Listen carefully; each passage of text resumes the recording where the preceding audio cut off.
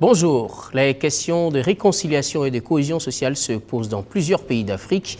Autant l'histoire de ces pays est marquée par des moments difficiles qui ont créé de la division au sein des populations.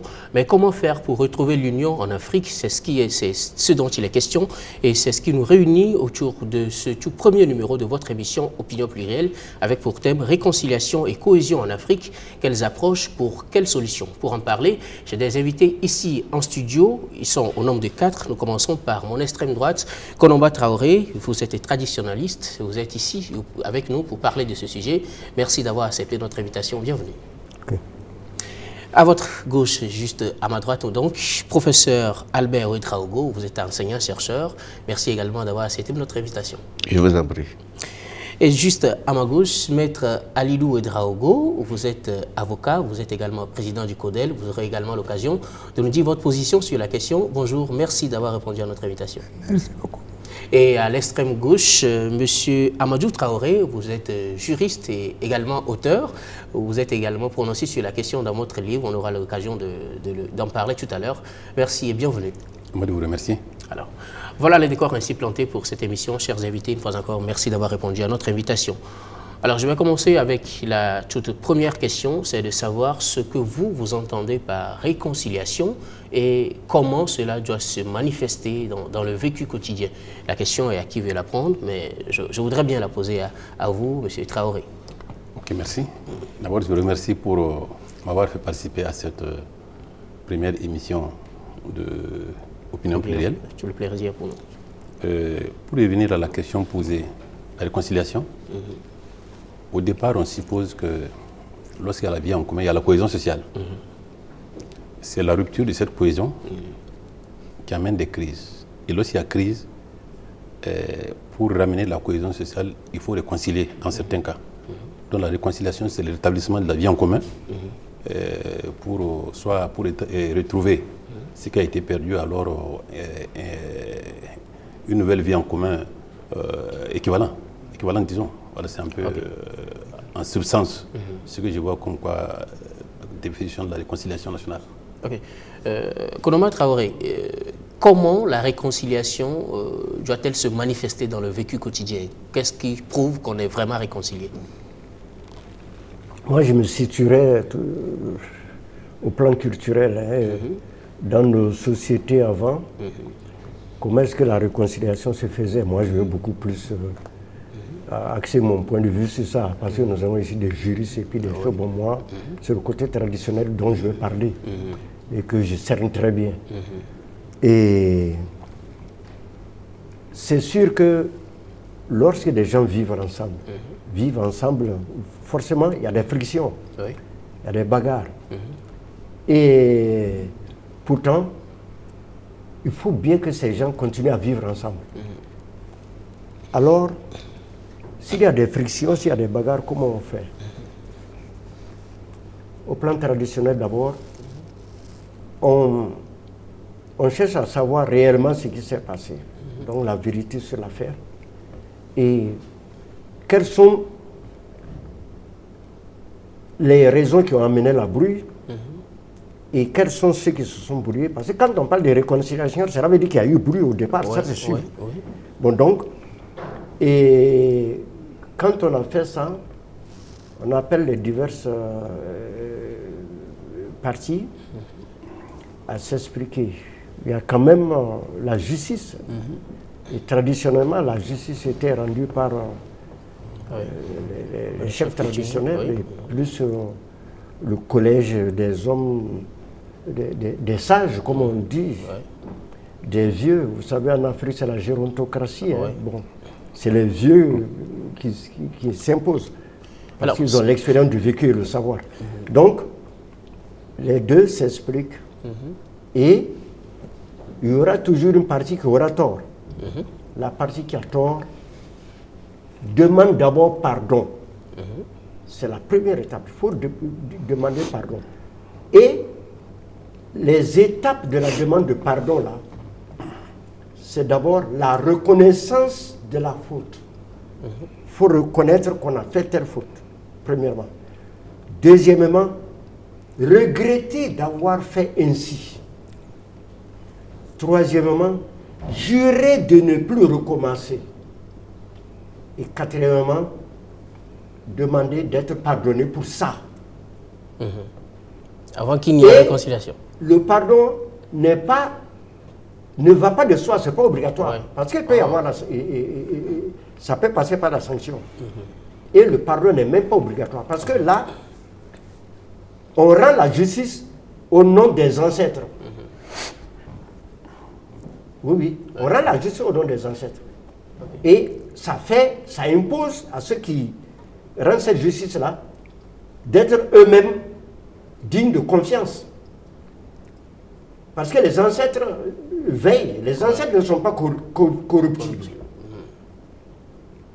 Donc c'était une justice en tout cas forte parce qu'il n'y avait pas la corruption derrière. Et je dis donc, la sanction pouvait tomber, comme la sanction pouvait ne pas tomber. Et donc, ça veut dire qu'on n'est pas obligé de reconnaître, d'accepter le pardon. Oui, le pardon. Alors si c'est fait... ça dépend de la gravité de la faute. Si le pardon est accepté ou n'est pas accepté, supposons que le pardon est accepté et qu'on arrive à un état de réconciliation. Qu'est-ce qui prouve qu'effectivement les gens se sont pardonnés et qu'il y a une réelle réconciliation? Physiquement, qu'est-ce qu'on voit pour savoir qu'il y a réellement de la réconciliation? En fait, dans la justice traditionnelle, on se réconcilie pas devant même ceux qui rendent la justice là. C'est devant les ancêtres qu'on parle. Donc il faut parler avec le cœur pur devant les ancêtres, la clarté, la sincérité. Donc la réconciliation, c'est devant les ancêtres. Ça veut dire qu'on ne peut pas faire de... oui, bon, donc quand vous dites, bon, moi j'ai pardonné, je suis d'accord pour la réconciliation, on oublie ce qui s'est passé et on continue à vivre bien ensemble. Si ce n'est pas dit de façon sincère, les ancêtres sanctionnent. Ok, d'accord. Alors, au niveau de la loi, maître, je voudrais vous demander, qu'est-ce qui prouve que deux personnes se sont réconciliées? Est-ce qu'on va dire oui, nous nous sommes pardonnés et puis ça s'arrête là, mais qu'est-ce qui prouve effectivement qu'il y a vraiment eu pardon et qu'ils se sont réconciliés? Oui, en fait, le terme réconciliation nationale est prolixe et cache beaucoup de choses. Une violence qui a eu lieu entre plusieurs communautés, des assassinats, des meurtres, un certain nombre de situations qui fait que on provoque, on se retrouve pour voir comment on peut résoudre cette question.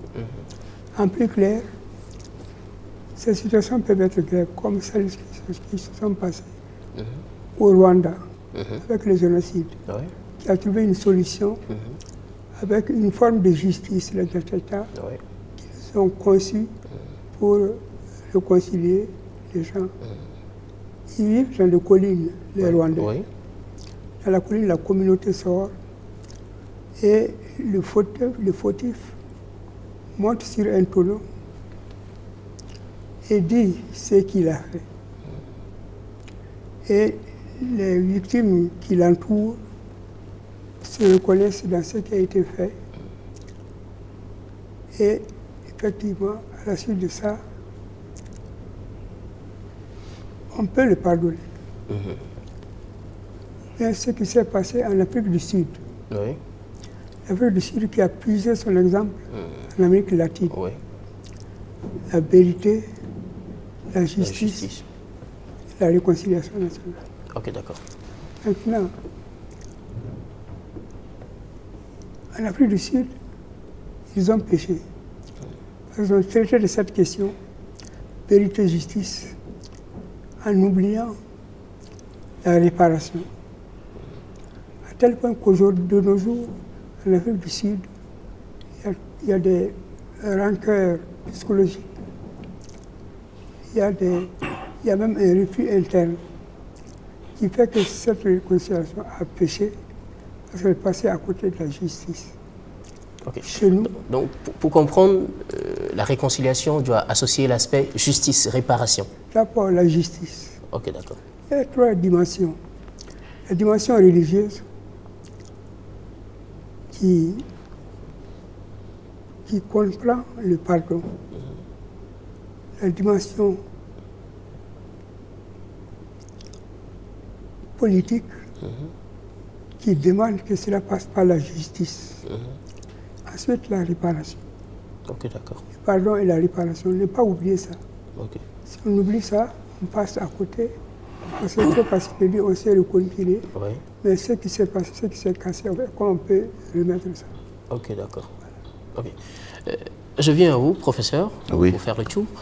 Réconciliation, que comprenez-vous par réconciliation et comment cela se manifeste selon vous? Et comme a dit tantôt Maître Alidou, le terme est polysémique. Et la réconciliation, c'est une volonté de créer une harmonie quand il y a eu de la nuisance à un moment donné de l'existence des peuples. Et pour cela, ce qui se passe à l'intérieur de deux individus est valable aussi à l'intérieur des peuples. Et en Moré, on dit Watizindi et Watitzabe. Chaque fois qu'il y a cohabitation, il y a possibilité de friction. Mais les possibilités de friction, et quand les frictions arrivent, il faut trouver les moyens de les dépasser. Sinon, on ne peut pas vivre ensemble. Même un couple, ce n'est jamais le bonheur 24 heures sur 24. Il y a des frictions, mais il faut pouvoir les dépasser, il faut pouvoir les sublimer. Donc, ce qui se passe au sein des couples, c'est également ce qui se passe au sein des nations. Quand la nation, à un moment donné, a traversé une crise grave, et lorsque les crises sont graves, il n'y a pas d'un côté les bons, d'un côté les mauvais. Parce qu'il y a toujours une part de responsabilité de tout un chacun dans une crise sociale grave. Les bourreaux, par moments, ont été des victimes, et les victimes peuvent avoir été, pendant quelque temps, des bourreaux. Donc, les choses ne sont pas tranchées. Et c'est pourquoi, on dit à Moré, chacun de nous, nous sommes 9, nous ne sommes pas 10. Personne n'est parfait, personne n'est au-dessus de tout. Donc, c'est une volonté de faire une sorte de mea culpa collectif pour savoir qui a fait quoi. A introduit une certaine repentance pour qu'on reparte ensemble et que ce qui a été commis comme crime puisse trouver des voies et moyens de solution au bonheur des victimes. Parce que dans la réconciliation, ce qui est important, c'est de prendre en compte la souffrance des victimes. Parce que le ressenti, c'est au niveau des victimes. Et si on réussit à apaiser le cœur des victimes, alors la réconciliation peut être durable. Ok, donc il y a réconciliation si les victimes sont apaisées. Si les victimes sont apaisées, parce que si elles sont apaisées, elles sont disposées à accorder le pardon, malgré ce qu'elles ont souffert, mais elles sont aussi capables de dire à quelles conditions on accorde le pardon. Le pardon ne se fait pas comme ça, au petit bonheur, la chance. Il y a des conditions souvent à remplir pour pouvoir l'obtenir. Merci beaucoup, on y reviendra tout à l'heure. Plusieurs processus de réconciliation ont été essayés dans plusieurs pays, en Afrique et ailleurs. Nous avons fait un récap de ces différents processus. Là, je vous propose de suivre cet élément, signé Ilyas Kaboré, puis on revient après pour la suite du débat. Nous sommes en Afrique du Sud entre 1995 et 1998. La commission dite de vérité mise en place par le nouveau président Nelson Mandela tente de faire la lumière sur les crimes commis durant l'apartheid.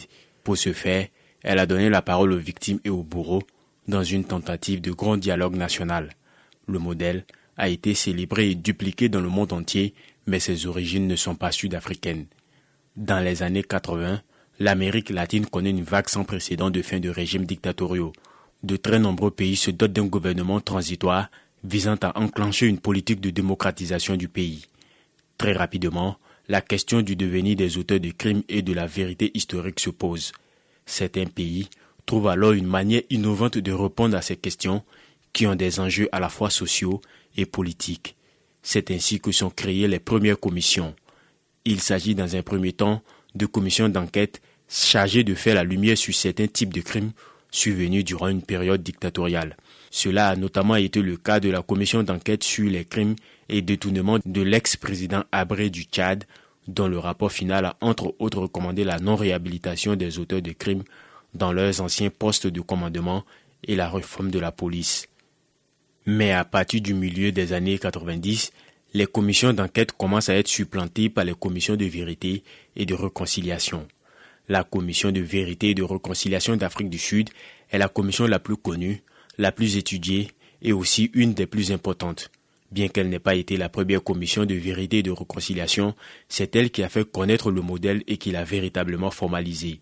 Après elle, le modèle de commission de vérité et de réconciliation s'est répandu dans plusieurs pays en Afrique. On peut nommer celle du Ghana qui a pris fonction en janvier 2003. Elle avait pour mission de promouvoir la réconciliation nationale entre les habitants du Ghana. On a aussi l'exemple du Togo qui a été installé en mai 2009 et qui avait pour mission de faire la lumière sur les circonstances et les protagonistes des violences récurrentes, notamment en période post-électorale, qui ont émaillé le Togo de 1958 à 2005. Il y a aussi l'exemple de la Côte d'Ivoire où l'élection présidentielle qui s'est tenue en octobre-novembre 2011 et qui a opposé le président sortant Laurent Gbagbo à son rival Alassane Ouattara, chacun revendiquant la victoire, a débouché sur une escalade de violence entre les partisans des deux candidats. Aussi, plusieurs types de commissions ont été créées basées sur les coutumes et les traditions des pays. Cela a été le cas au Rwanda avec le GAKAKA qui a statué sur les crimes commis pendant le génocide.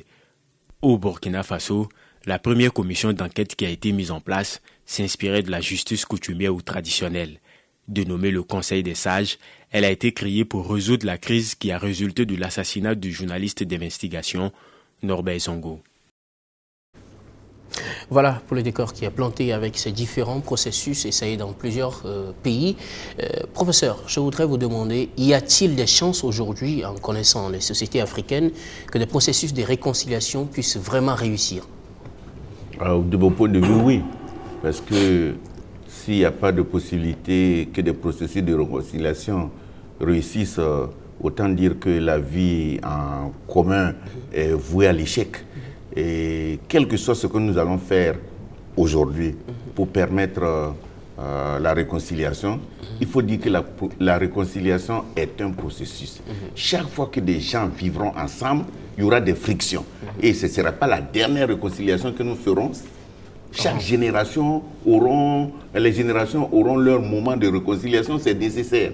Donc c'est dire qu'il faut savoir solder le passé pour pouvoir continuer à vivre ensemble, pour ne pas donner aux générations présentes à gérer le fardeau des générations passées. Parce que chaque fois que vous travaillez, chaque fois que vous luttez, chaque fois que vous êtes en compétition, il y a des frustrés, il y a des mécontents, il y a des crimes par moment qui interviennent avec la course aux intérêts, que ce soit politique ou économique. Et ce n'est pas pour rien que la justice existe, ce n'est pas pour rien que les prisons existent, c'est parce que chaque fois que nous vivons, nous commettons des crimes ou nous commettons des péchés. Et à ce moment-là, il faut trouver des voies et moyens de solder le passif pour ne pas que ça devienne un cocktail explosif. Donc c'est ça l'intérêt d'une réconciliation, c'est à un moment donné vider le trop-plein de rancœur que les gens ont pu accumuler afin de repartir à zéro. C'est un peu comme dans les systèmes religieux, quand vous avez à un moment donné péché, ou bien vous avez un peu trop péché, les chrétiens connaissent ça, il faut aller faire repentance, il faut aller demander la confession. La réconciliation n'est rien d'autre qu'une sorte de confession collective afin que nous puissions solder nos différentes mauvaises façons de faire pour repartir dans des dispositions beaucoup plus saines les uns vis-à-vis des autres. Vous donnez tout à l'heure l'exemple des confessions. Dans la confession, généralement, on pardonne, mais Konomba Traoré disait tout à l'heure qu'il est possible qu'on ne pardonne pas. Konomba, alors, si quelqu'un vient demander pardon, vous étiez tout à l'heure en train de dire qu'il est possible qu'on ne pardonne pas. Alors, dans ce contexte, est-ce que le processus de réconciliation a toujours ses chances de réussite? Ce n'est pas parce qu'il y a une sanction qui va tomber que ça ne réussit pas. Mais parce que le danger aussi d'absoudre les auteurs de ces choses-là, le danger c'est que c'est... Qu'on le trouve trop facile. C'est comme une sorte d'impunité. Ça fait que les gens peuvent continuer à faire ça, pensant qu'on va leur pardonner ça gratuitement comme ça. Non? Bon, parce que c'était un danger, l'impunité. Parce que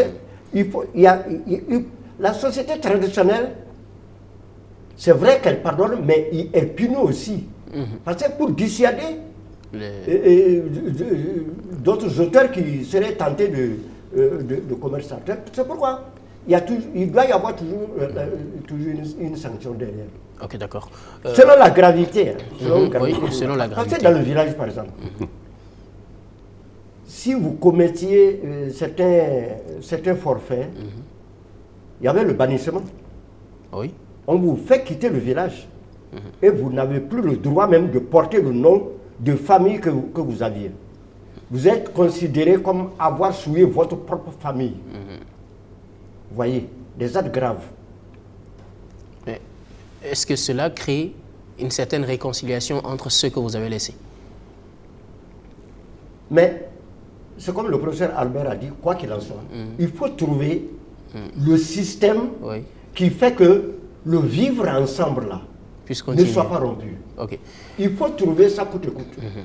Mais j'avoue que ce n'est pas parce qu'il y a sanction que la réconciliation. Qu'il n'y a pas réconciliation. Non. Ok, d'accord. Je reviens à vous, maître. Ce n'est pas parce qu'il y a sanction que la réconciliation n'est pas effective. Je reviens à vous en tant qu'homme de droit. Vous pensez que nous avons des chances de réussir les différents processus de réconciliation qui sont engagés ici au Burkina, en Côte d'Ivoire, dans différents pays? Oui, l'exercice est difficile. Et ça dépend de la gravité de la question qui nous est posée. Dans notre pays, comme en Côte d'Ivoire, comme en Ouganda, au Mali, au Togo, voilà. C'est possible. Mais il faut accepter que les gens reconnaissent ce qu'ils vivent, ce qui s'est passé. Dans notre pays, le président du Faso a commis un ministre d'État pour conduire cette opération. Ce dernier a bien fait. Il est allé jusque dans les pays profonds pour interroger les uns et les autres. Et au total, au cours de la grande rencontre, il faudrait effectivement qu'on se dise une chose. En fait, il y a plusieurs cas. Les cas de crimes de sang, des crimes économiques. On ne peut pas les régler sous l'arbre à palabre. Les cas fonciers, à la limite, il y a une voie qui peut être donnée pour qu'on les règle. Pour le premier cas, il faut nécessairement passer par la justice. Okay. C'est cette structure qui peut nous partager. Okay. Dans l'autre cas, au niveau de nos régions, il y a des systèmes de réconciliation à propos du foncier. Il y a des textes qui même obligent ceux qui ne sont pas d'accord à passer par des structures de médiation, de conciliation, avant de saisir la justice moderne. Okay. De ce côté, on voit une espèce de justice transitionnelle. Donc ça peut faire une liaison entre les deux formes de justice. Voilà. La justice traditionnelle est possible, mais la justice classique aussi moderne est possible. Et en conjuguant l'un dans l'autre, on peut arriver à la réconciliation nationale et à des réconciliations entre individus.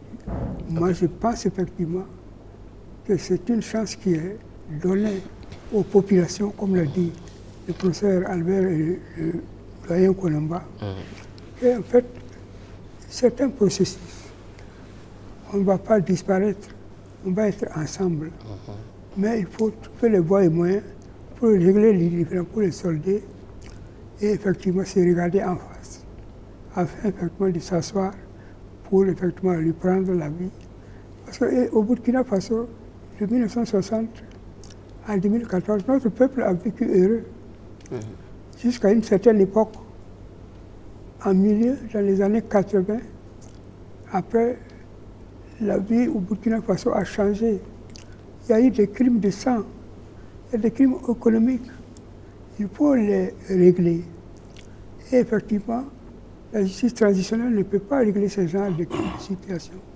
Nous sommes en train de construire un état de droit. Nous avons une justice performante. Il faut avoir le courage de déférer ces cas-là devant les juridictions, avec toutes les garanties possibles, avec toute l'impartialité, et en faisant appel à l'indépendance de ceux qui vont trancher cela et à l'esprit patriotique. De ce point de vue, je pense qu'on peut arriver à la réconciliation nationale. Il faut l'accepter. Maintenant, Ceux qui ne seront pas accepter cela, il faut faire comme en Afrique du Sud. Ceux qui n'ont pas accepté la médiation, on les a dit, bon, allez-y à la justice. Ok, d'accord. Ok, donc tout compte fait, c'est toujours possible. C'est possible. Je viens à vous, Amadou Traoré. Dans votre livre, vous parlez également de réconciliation économique. Maître l'a touché tout à l'heure, il y a plusieurs aspects. Pensez-vous que c'est toujours possible qu'on puisse réconcilier les Africains et surtout l'aspect économique? Comment cela est-il possible? Donc, merci. Je crois que si on regarde l'élément qui a passé tout de suite à la télé, je reviens sur un aspect, c'est que ce sont des modes dérogatoires de la justice classique qu'on est en train d'employer dans tous ces cas pour trouver la solution à la crise. C'est dire que lorsque, pour diverses raisons, une crise atteint un seuil, il est difficile que la justice institutionnelle puisse les régler. Soit d'abord parce que l'État n'a pas la justice institutionnelle suffisamment structurée pour juger certains cas, soit parce que, au sortir de la crise, si on veut appliquer le tout judiciaire, ça va poser d'autres problèmes et que la cohésion qu'on peut vouloir retrouver après la crise, on ne pourra pas l'avoir. Ou alors, pour trouver un apaisement général et repartir sur une nouvelle base. Mais j'ai regardé, je n'ai pas vu le passage des systèmes, du système, disons, appliqué à partir de 1998 par le Collège des sages. Je crois que les trois anciens ceux-là, ils ont un peu vécu ça plus que moi, mais j'en ai parlé dans mon ouvrage pour dire que en faisant des rapports entre l'actualité et puis le passé, on se rend compte que les meilleurs résultats dans la réconciliation ont été obtenus par l'application d'autres méthodes que le tout judiciaire. Lorsqu'il y a eu la situation en 1998, la situation malheureuse du drame de Sapouy, il a été mis en place une commission une commission d'investigation qui a fait un travail et présenté un rapport qui n'a fait qu'enflammer la situation. À l'issue de ça, le président Ifasso à l'époque, le président Compaoré, a mis en place une commission avec un certain nombre de personnalités, grandes personnalités, et cette commission a fait des propositions, dont la mise en œuvre a calmé la situation.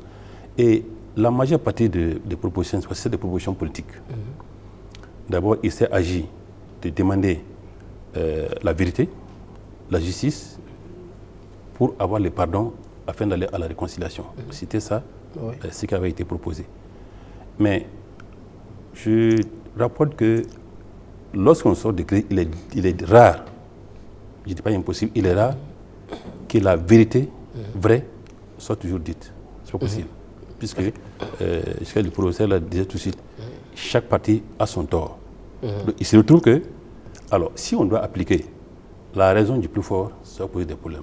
C'est pour ça que je salue le travail que le rapport des sages a fait. Ce qu'ils ont proposé, c'est appliqué actuellement. Ils ont demandé, par exemple, de fermer l'article 37. C'est parce que l'article 37 n'a pas été rendu intangible qu'il y a eu le problème. Si cela avait été, ce serait fini. Ensuite, ils ont demandé d'éclater la Cour suprême en Cour de cassation, Conseil d'État et autres là. Ça a été fait, ça n'y a pas de problème. Ils ont demandé la réforme de la CENI, la structure qui gère les élections. C'est devenu la CENI à plusieurs composantes. Il y a eu ça. Par contre, il avait été demandé de dresser un certain nombre de choses à la mémoire du président Sankara. Ça n'a pas été fait et ça ne rattrape. Aujourd'hui, c'est pour dire que c'est un règlement politique. Lorsqu'une crise atteint un règlement politique peut atteindre beaucoup plus de résultats qu'un règlement juridique. Puisque dans les livres, là, je mets l'accent sur les modes dérogatoires du règlement de ces crises-là. Parce que en appliquant le tout judiciaire, il est vrai que les partis peuvent, au sortir de cela, ne pas pouvoir vivre ensemble. Alors que ce qu'on recherche, c'est vivre ensemble. Voilà, après toute cette affaire-là, que les uns et les autres puissent vivre ensemble. Et ça me permet de rebondir sur quelque chose que Maître a dit, la question de réparation. Elle est essentielle en matière de réconciliation. Lorsque la réconciliation doit venir, et que le pardon est obtenu, je parle sur la voie, je laisse la voie de la justice institutionnelle. Oui. Je parle sur la justice traditionnelle et la justice, comment dirais-je, d'autres justices traditionnelles, comme on dit, puisque la justice traditionnelle, ce n'est autre que la justice traditionnelle, voilà, à un niveau élevé, puisqu'on conçoit que, on admet que la justice classique, la justice, disons, traditionnelle, chez les Peuls, chez les Mossi, chez les Dagara par exemple, c'est différent chez chacun. Oui. Alors, si on ne peut pas appliquer une justice traditionnelle d'une localité à l'ensemble. Oui, donc on en tire certains éléments focaux qui peuvent être appliqués à l'échelle de l'État, en utilisant bien sûr un peu de droit, mais d'autres éléments dérogatoires du droit, c'est-à-dire qu'il y a le pardon, il y a le recours aux anciens, il y a le recours aux personnes de casse, c'est-à-dire que je suis venu d'une localité où, par exemple, lorsqu'il y a la foudre, ce qu'on appelle pour l'éteindre, c'est le forgeron. Alors, mais ceci, lorsqu'ils vont demander quelque chose, vous avez l'obligation d'accepter. Donc, quand on fait recours à toutes ces personnes, ça permet de régler une situation. Vous avez parlé de la réconciliation économique. Oui. J'ai constaté que chaque fois qu'on parle de réconciliation, c'est essentiellement de la réconciliation politique. Oui. Or, lorsqu'on parle dans les documents du Collège des sages, il a été dit là, les crimes résultant de la violence en politique, les crimes économiques et les autres. Mais lorsque le mois de règlement arrive, on ne parle que du règlement de la crise politique. Je comprends bien, puisque lorsque les politiciens se battent, il faut qu'ils acceptent d'aller à la table, s'asseoir, s'entendre, régler leur situation avant de reporter la question de réconciliation sur les autres domaines. Mais alors, la réconciliation économique ne peut pas rester. C'est quoi la réconciliation économique? Aujourd'hui, lorsque nous voyons tout ce qu'il y a comme difficulté, je ne dis pas forcément économique, mais les rapports humains, les crises, disons, quand on parle du terrorisme aujourd'hui, un exemple. Alors, moi je mets ça sur le compte d'une rébellion. Une rébellion économique, une rébellion sociale. Des personnes qui, ils ont faim, ils voient pourtant que les ressources que les pays utilisent, une bonne partie des ressources est tirée de leur sol. Il n'y a pas une distribution équitable. Alors, pendant plusieurs périodes, pour arriver à concilier ces personnes, pour qu'ils ne prennent pas peut-être les armes, comme ce que vous appelez une rébellion économique, que faut-il faire? Est-ce qu'on a des chances de réussir aujourd'hui à l'instant T, peut-être au Burkina, en Côte d'Ivoire, en Algérie, au Togo? Est-ce qu'on a des chances aujourd'hui de réussir à avoir les scissions que les différents mouvements ont laissées dans les populations? Alors, si vous regardez tout ce qu'il y a eu comme friction, qu'il soit au Burkina, que ce soit tout de suite en Guinée, que ce soit en Côte d'Ivoire, il y a eu des protestations. Il y a d'abord la question électorale. Donc c'est une question politique. Lorsque, sur le plan politique, le vote, la capacité de passer au vote, c'est-à-dire, disons, la transparence des votes, lorsque ce n'est pas écrit, ça pose un réel problème. Même tout ce que nous avons comme problème, c'est essentiel. Ça, c'est un premier point. La réduction des revenus, je disais, en fait, c'est une question de bonne gouvernance qui se pose ici. Parce que nous l'avons tous dit, lorsque les différents intervenants parlent, tout revient à quoi? La bonne gouvernance. La bonne gouvernance, c'est quoi? C'est l'application des bonnes méthodes à la gestion des affaires publiques. Lorsque le pays est bien géré, ça se ressent sur l'ensemble, et sur le plan économique, et sur le plan politique, et sur le plan social. Alors, le plan politique, c'est quoi? C'est que les élections se tiennent à bonne date, elles sont régulières, bien sûr. Ensuite, il y a la transparence. Alors, lorsqu'il n'y a pas la transparence, nous venons de quitter une élection il n'y a pas longtemps. Vous savez qu'il y a eu beaucoup de contestations sur beaucoup d'éléments. Et dans les différents pays, c'est ça qui enflamme. Si cette question est réglée, la question culturelle, le doyen l'a dit, c'est-à-dire qu'on ne peut pas régler la question de la réconciliation sans tenir compte de la question culturelle. La manière dont tel peuple règle ces questions de réconciliation est différente de tel autre peuple. Donc, c'est une question culturelle. Okay, donc, autant de questions, oui, qui, je pense que la question de réconciliation, elle est multidimensionnelle. Il faut tenir compte de beaucoup d'aspects, mais ça ne peut pas aller sans que les uns et les autres puissent s'asseoir et échanger afin de parvenir à une entente. Et cela va forcément, cela sera dérogatoire des règles du droit habituel, parce que s'il faut appliquer les tours judiciaires pour trouver la solution, ça on n'aura pas une réelle solution. Ok, alors, oui, maître. Je voudrais nuancer un peu, parce que je pense que devant certaines situations, la justice moderne est assez indiquée. Oui, vous préconisez une véritable réconciliation. Voici cette triptyque de justice, vérité réconciliation nationale. Ce n'est pas la première fois qu'on évoque la réconciliation dans notre pays. En 1990, ça a été évoqué, mais ça n'a pas abouti. Parce que le chef de l'État de l'époque, Blaise Compaoré, avait refusé qu'on diffuse les résultats. Oui, mais c'est justement la question que nous posons. A-t-on réellement des chances d'aboutir aujourd'hui à voir les contests? Je pense que l'insurrection a remis dans la conscience des Burkinabés la question de l'état des droits, également la soif de la justice. De ce point de vue, en construisant l'état des droits et en posant les problèmes de crimes, de sang, et des crimes économiques devant la justice, on se donne une meilleure garantie pour éviter la répétition des mêmes erreurs. Des mêmes erreurs. Ok, d'accord. La conciliation doit intégrer ça dans sa démarche pour aboutir au meilleur résultat. Bon, alors, la question est également posée à d'autres personnes. Au président Claude Amégan, il est le président du collectif des associations contre l'impunité et la torture au Togo, et également à Issouf Diago, il est analyste politique au Mali. Je vous propose de les suivre successivement leur réponse sur la question « A-t-on réellement des chances d'aboutir à un processus de réconciliation en Afrique ?» Voici leur réponse.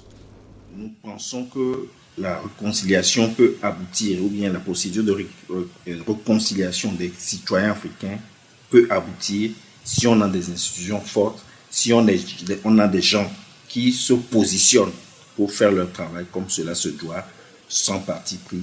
On peut arriver à la réconciliation. Il n'y aura plus de frustration. Tant qu'il y aura de la frustration au sein de la population, c'est impossible de parler d'une réelle réconciliation, telle que souhaitée par tous, sans parti pris, sans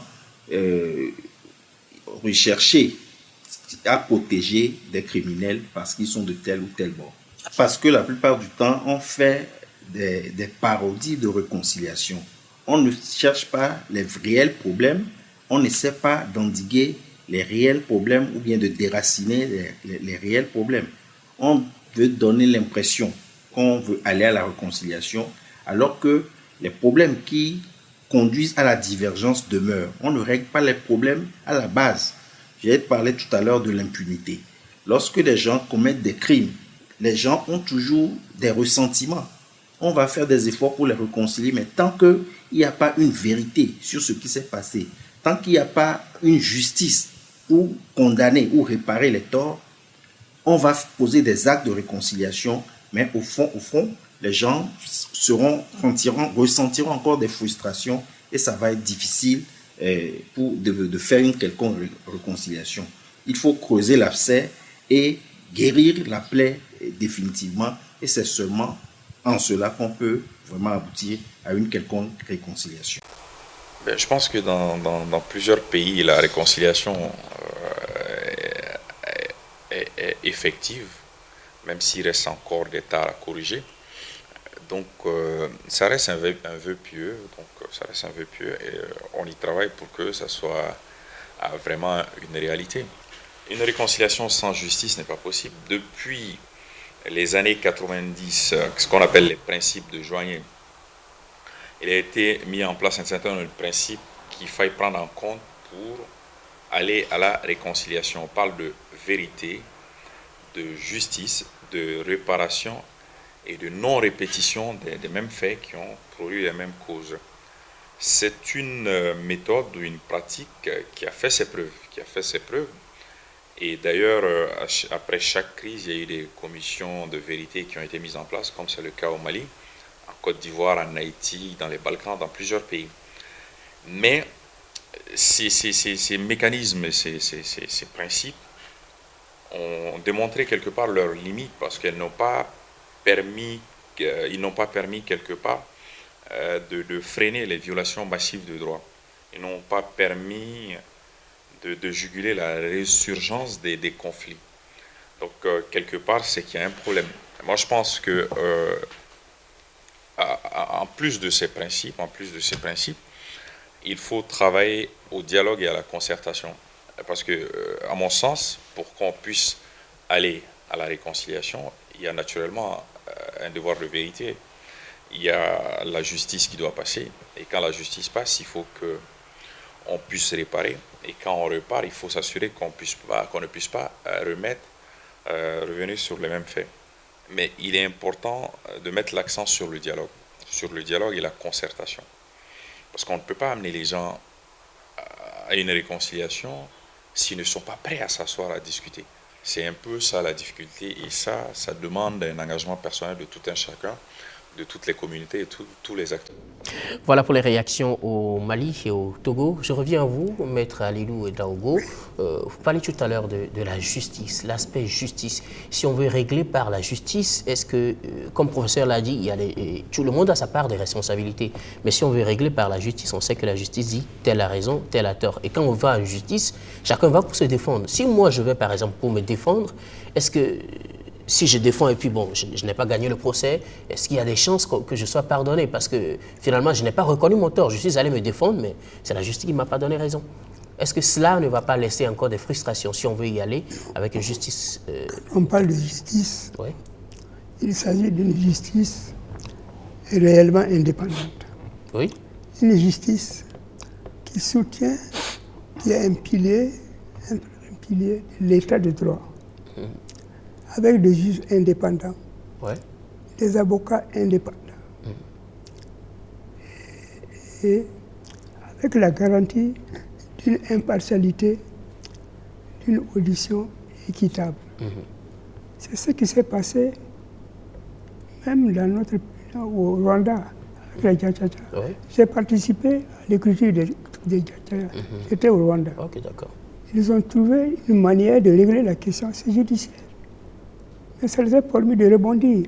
Je vous rappelle une anecdote. J'ai eu à juger le président Lamizana. Oui. En son temps. C'était avec une justice d'exception. Je n'avais pas d'avocat, je n'avais pas de parquet. Mais je me suis comporté de telle manière que la juridiction que je conduisais, quelque chose d'exception, on soit arrivé à douaner la justice. Ça a quand même convaincu notre population et ça a décrispé la situation. Ça a évité beaucoup de choses. Donc pour vous, quand la justice est autonome, elle est indépendante, on pourrait arriver quand même à régler la situation. C'est le problème. Il faut une justice indépendante, des magistrats propres, honnêtes. Parce que notre peuple devrait veiller à ça et les magistrats eux-mêmes devraient être convaincus de cela. Est-ce que vous voyez? Oui. S'ils sont convaincus de cela, on ne leur demande pas la raison pourquoi ils donnent tel, mais il faut qu'ils soient propres, honnêtes, justes et faire servir la justice tout court. Ok, d'accord. De ce point de vue, on peut résoudre le problème des crimes de sang qui sont les crimes les plus graves. Oui, les crimes de génocide qui sont les crimes les plus graves. Sinon, les voleurs de lunettes, la rubrique des chiens écrasés, on peut les résoudre toujours. Oui. Même les crimes de sang peuvent être résolus par la justice. Il suffit juste qu'on soit honnête. Ok, merci maître. Je vais à vous, Amadou Traoré. Sans compter qu'il y a des mécanismes qui régulent la justice. Oui. Une justice indépendante, dans le cadre d'un état de droit, une fois qu'elle est donnée, il y a des subterfuges pour corriger un certain nombre d'erreurs. Il y a des remises de peine, il y a des amnisties, il y a beaucoup de choses qui puissent effectivement atténuer les douleurs éternelles et faire en sorte qu'effectivement qu'on se retrouve au sein de la société. Donc la justice classique peut aller aussi avec l'amnistie, les remises de peine. Elle doit même être là. Voilà justement. Mais il faut d'abord reconnaître le tort, juger, et maintenant on verra comment. Quand vous allez sous l'arbre à palabres, bon, sous l'influence des anciens, tout ça, ça peut passer. Mais avec une justice rigoureuse, acceptée par tous, qui procède d'une constitution, une loi fondamentale, votée auparavant référendaire par notre peuple, je pense que c'est le meilleur moyen de verser cette voie-là dans un exercice de réconciliation nationale. Et d'ailleurs, c'est ce qui se fait. Nous, on est en train d'admettre à notre pays qu'il faut ça. Passer par le triptyque, vérité, justice, réconciliation nationale. Ok, d'accord. Je viens à vous, Konoma Traoré. Vous êtes au niveau de la tradition. Pour vous, comment faut-il régler les cas les plus complexes? C'est souvent les crimes de sang. Comment faut-il les régler? Bon, avant de répondre à cette question, moi j'ai vu les éléments là. Oui. Vous savez, le système de réconciliation qu'un pays ou qu'une société peut appliquer, ça dépend des causes. Parce qu'au Rwanda, en Côte d'Ivoire, c'est pas ce qui a amené les frictions, ce qui a amené les choses. Ça dépend. Les causes sont très importantes. Donc, pour moi-même, c'est un système de gouvernance, comme Amadou a dit. Regarde, la gouvernance là, elle doit travailler à ce que ce qui a mené la brouille là. La gouvernance doit faire taire ça. Regarde, les causes principales des choses, c'est l'intolérance ethnique. L'intolérance ethnique. Ce sont des intolérances, intolérances techniques, ethniques. Et dans ce cas, comment on règle ça au niveau Regarde, de la tradition? l'intolérance ethnique, c'est quoi? C'est le fait que, par exemple, une ethnie, soit par sa démographie, en impose à l'autre, lui fait subir des injustices. Ouais. Vous voyez? Ou une région, vous voyez par exemple au Biafra, qu'est-ce qui a amené la guerre du Biafra? C'est parce que les Biafrais, là, les Ibo, ont estimé qu'ils étaient tenus à l'écart, leur région n'était pas, on ne développait pas leur région, etc. C'est ça. Un peu en Côte d'Ivoire aussi, le nord de la Côte d'Ivoire n'était pas développé. Vous pouvez faire 100 km sans trouver une école. Cependant que dans la région d'Abidjan, aux alentours là-bas, il y a à chaque 3 km, vous avez une école. Ça, c'est un problème de gouvernance. Donc, faire taire l'intolérance ethnique, l'intolérance religieuse. Et là, la laïcité joue beaucoup. D'où, problème de gouvernance toujours. Il faut que les gouvernants veillent à ce qu'il n'y ait pas d'intolérance religieuse. Parce que si vous touchez à la religion, vous touchez tout de suite la possibilité des crises. Ça, il n'y a rien à faire. Donc la laïcité, faire en sorte que les religions cohabitent bien ensemble. Ah oui, et cela impose la justice, l'équité. Il ne faut pas qu'une religion estime qu'elle est brimée. Regardez aujourd'hui les religions traditionnelles, elles sont brimées. Dans tous les pays d'Afrique, elles sont brimées. Par la force des religions importées. Vous voyez, moi je dirais par exemple au Burkina, pourquoi il y a la fête de la Tabaski, du Ramadan, Noël, et puis Pâques, il n'y a pas une seule journée consacrée pour célébrer le culte des ancêtres à la religion traditionnelle. C'est une injustice, c'est de la brimade. Mais cela se fait au Bénin. Cela se fait, c'est un exemple. Il y a 54 pays. C'est un cas sur combien? Oui, voilà, justement. Donc, on peut s'inspirer de cet exemple-là. Il y a également l'intolérance. Bon, je peux dire, il y a la xénophobie. Oui, entre les habitants d'un même pays. Il y a trop de causes qui amènent ça. L'intolérance politique même. Oui, mais face à tout cela, comment c'est ça qui amène les choses. Il faut veiller à ce que ça ne soit pas comme ça. Ça, c'est une affaire des gouvernants. Parce que ce sont eux qui sont chargés d'édifier la politique qui peut arranger tout ça. Donc, si les gouvernants ne sont pas forts, il n'y a pas le respect de la loi. Il y a également l'incivisme qui amène choses. Sur le plan politique, par exemple, le découpage du territoire, ça amène des frictions ici. Découpage du territoire. On fait des découpages politiques au lieu de découpages culturels. Moi, j'aurais préféré les découpages culturels. Vous prenez par exemple toute la région de Gourmaché, ça fait une région. Donc on n'aurait même pas besoin de 13 régions, c'est trop. Parce que si on met le fait culturel là, c'est très important. Vous prenez un village Bissa, vous rattachez ça à 20 villages Gourmaché, est-ce que ce village peut exprimer sa culture? Ok, d'accord. Vous voyez, à un certain moment, il y aura des frictions, ça c'est sûr. Donc il y a tous ces faits-là, ces faits politiques-là. Donc c'est une affaire de gouvernance. Donc quand l'aspect gouvernance est réglé, on est sûr d'aboutir à la solution. Ah oui, la bonne gouvernance. Ok, d'accord. Je viens à vous, professeur. On a fait le tour. Que pensez-vous qu'on puisse faire comme approche pour aboutir réellement à la réconciliation dans nos pays? Il n'y a pas de solution miracle. Mais il y a qu'on doit faire aussi avec l'existant en fonction de la qualité des hommes et en fonction de l'histoire de nos peuples respectifs. Les crimes ne sont pas les mêmes. Il faut commencer à les sérier. Il y a des crimes graves et il y a des crimes mineurs. Il y a des crimes collectifs et il y a des crimes individuels. De mon point de vue, les crimes les plus graves devraient passer par la justice afin que justice soit rendue aux victimes.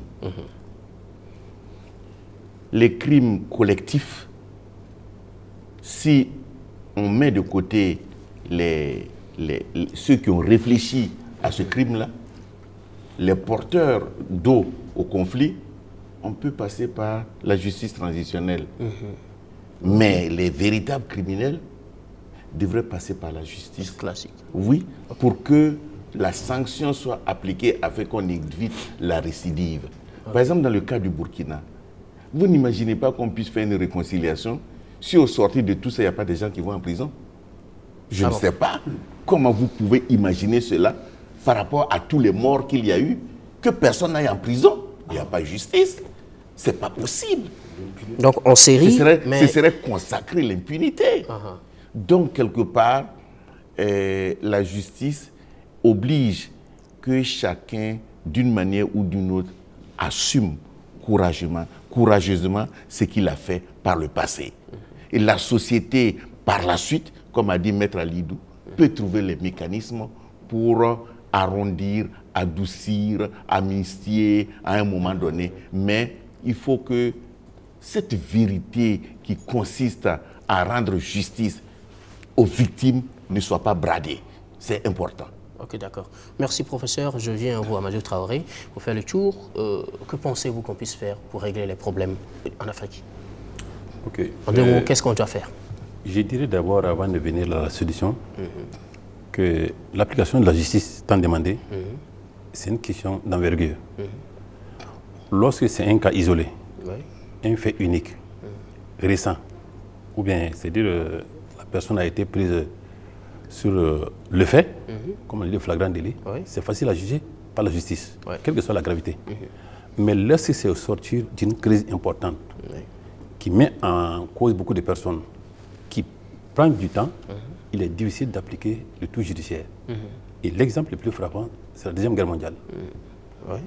Au sein de la Deuxième Guerre mondiale, et des civils et des militaires ont commis des atrocités. Je suis d'accord avec le professeur. On s'est limité à sanctionner les principaux responsables, ceux qui jetaient lui sur le fait. Les autres, là, on les a mis, moi dirais-je, à la tâche. Parce que si on devait juger, peut-être que 1000 ans n'aurait pas suffi pour le faire. Donc je dis que c'est une question, c'est-à-dire que d'envergure, parce que si c'est un fait isolé, c'est facile, mais c'est lorsque c'est un groupe de personnes. Et qu'est-ce qui se passe en Afrique? La majeure partie des crises, c'est un des politiques qui ont passé le temps à changer de camp. Je suis encore d'accord avec le professeur. Les mêmes peuvent être des bourreaux et des victimes. Alors, lorsque c'est ainsi, c'est inextricable. C'est difficile de faire la part des choses. Nous le savons au Burkina ici. Nos hommes politiques, ils ont changé de camp au fur et à mesure. Aujourd'hui, ceux qui sont au pouvoir étaient avec certains qui étaient au pouvoir, qui ont été déchus. Quelle solution trouver? C'est pour ça que nous disons qu'on ne peut pas appliquer le tout judiciaire. On ne peut pas appliquer le tout judiciaire pour régler cette situation. Et je suis d'accord actuellement, le président Kaboré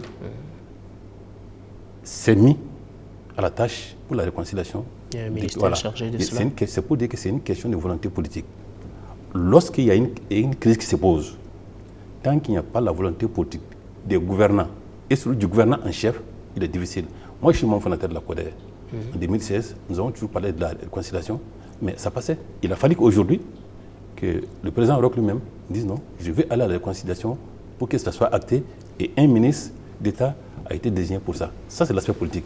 Mais le politique seul ne suffit pas. Il faut amener les populations à adhérer à ces processus. En quoi faisant? En quoi faisant, c'est ce qui vient d'être fait lorsqu'on met en place une structure politique comme le ministre d'État, qui est en train de tourner dans les différentes provinces, faire les points. Les gens peuvent critiquer, mais c'est une manière de faire, puisque voilà, il part, il essaie de toucher les uns les autres là. Il faut une approche dans tous les cas. L'approche, on peut être d'accord ou pas, mais c'est une approche. Et si l'approche est faite que amener les uns les autres, oui, nous avons un problème, mais nous souhaitons effectivement qu'il y ait une solution. C'est un début. Okay, et il y a un forum en préparation. Et en ce moment, les uns et les autres, c'est ça une cagnotte là-bas où tout sera mis. Je crois que quand on est démocrate, on doit être d'accord avec la loi de la majorité. Ce qui va sortir là-bas va s'appliquer. Donc je dis d'abord, il faut la volonté politique. 2, la volonté populaire, l'adhésion des populations à ce processus-là. La troisième chose, c'est l'inclusion. Il ne faut pas faire la réconciliation, laisser certains dehors. Laisser certains de côté, que la personne soit à l'intérieur. Quand il dit dehors, certains voient tous ceux qui sont dehors, ce n'est pas ça. Mais je dis qu'on se réconcilie avec l'adversaire le plus indécrottable, avec l'ennemi. Ce n'est pas avec des amis. Lorsqu'on se réconcilie avec des amis et des ennemis, des faux ennemis, la solution ne viendra pas. Il faut, quel que soit le temps qu'il faut faire, le temps qu'il faut prendre, amener ceux qui sont les adversaires à venir à la table. Et je rappelle, en Afrique du Sud, certains avaient commis des attentats contre les lois de la République.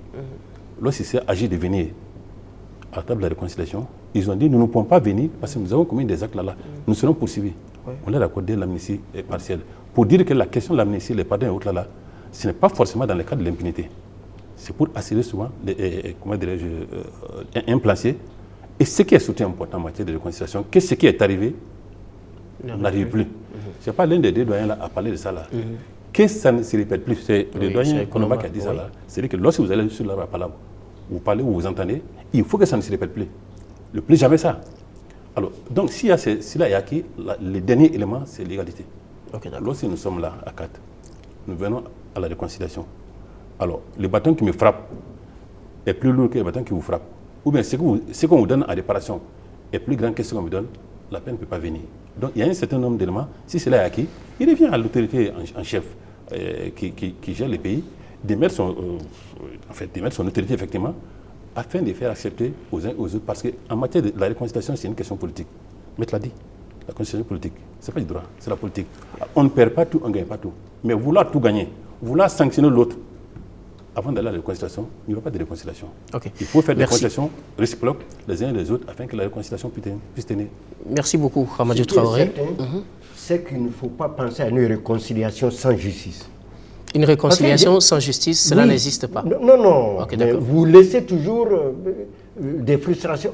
Je crois que sur cet aspect, tous les participants sont d'accord. Et quand on parle de justice, on parle de sanctions. Ok, d'accord. Mais parce que la réconciliation va se faire, les gens seront déçus. S'il n'y a pas la justice, ils seront déçus.